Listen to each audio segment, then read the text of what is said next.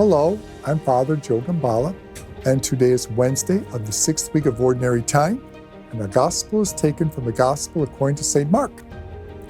When Jesus and his disciples arrived at Bethsaida, people brought to him a blind man who begged Jesus to touch him. He took the blind man by the hand and led him outside the village. Putting spittle on his eyes and laid his hands on the man, he said, "Do you see anything?" And looking up, the man replied, "I see people looking like trees and walking." Then he laid on his man's eyes a second time, and he saw clearly. His sight was restored. He could see everything distinctly.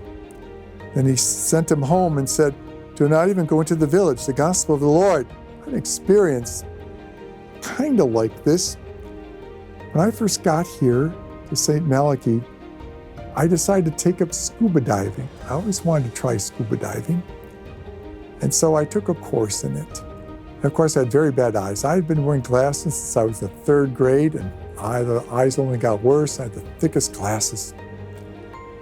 And the dive master said, "Well, don't worry, because when you go in the water, it was very short-sighted, but it would bring things up closer to you, and you'd be able to see clearly underwater." Well, the time came to do the underwater diving, and what I found out was it was pretty blurry. It was less blurry than on land, but it still was blurry. I still needed more work. I needed more improvement.